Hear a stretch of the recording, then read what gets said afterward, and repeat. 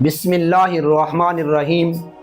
میرے پیارے دوستوں، عزیز نوجوان ساتھیوں، سننے والی امت مسلمہ کی میری پیاری بہنوں، آئیے میں آپ کو نبی پاک صلی اللہ علیہ وسلم کی جو بچوں اور بچیوں سے محبت تھی ان میں کے کچھ واقعات سناتا ہوں۔ ذرا یہ بھی سنیے اور خود بھی سن کر پھر بچوں سے محبت کیجیے گا۔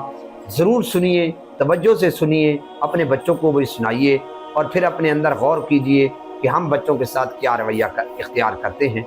حضرت ایمن رضی اللہ تعالی عنہا بڑی تیزی سے بازار سے گزر رہی تھی کہ سامنے سے سلیمہ خزائیہ آتی ہوئی ملی اور پوچھا کہ اے ایمن، تم اس قدر خوش کیوں ہو اور جلدی جلدی کہاں جا رہی ہو؟ حضرت ایمن رضی اللہ تعالی عنہ نے جواب دیا کہ میں صادق الامین صلی اللہ علیہ وسلم کی طرف خوشخبری لیے جا رہی ہوں کہ سیدنا خدیجۃ الکبریٰ رضی اللہ تعالی عنہا کے ہاں چوتھی بیٹی کی ولادت ہوئی ہے۔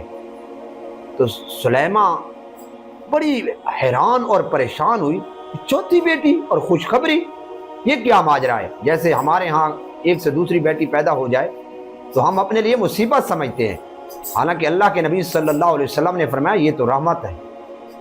جس نے دو بیٹیوں کو پالا، نام اچھا رکھا، ادب و آداب سکھایا، تربیت دی، پھر ان کی شادی کی، اللہ کے نبی صلی اللہ علیہ وسلم نے فرمایا وہ میرا بندہ، وہ بندہ اور میں اس طرح جنت میں اکٹھے ہوں گے۔ آپ نے انگلیوں کو ملا کر فرمایا، بچیوں کے بارے میں، بچوں کے بارے میں نہیں، بچیوں کے بارے میں۔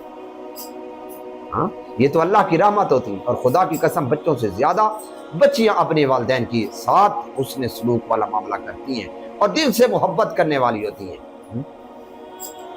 خوشخبری کس بات کی، کیا ماجرا ہے؟ تو حضرت ایمن رضی اللہ تعالی عنہ نے کچھ تفصیل بتائی۔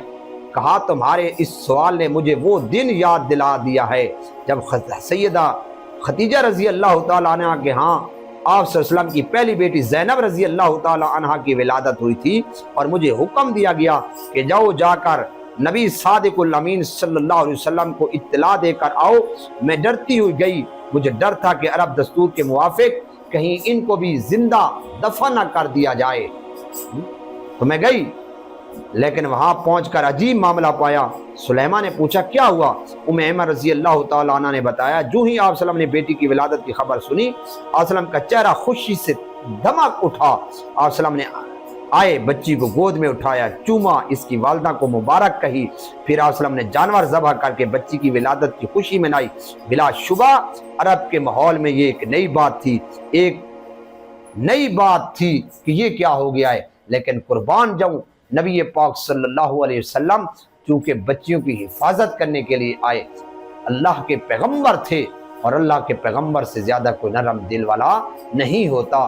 چاروں بچیوں پر آپ صلی اللہ علیہ وسلم نے خوشی منائی کہ شکر ہے کہ اللہ نے مجھے بیٹیاں عطا فرمائیں۔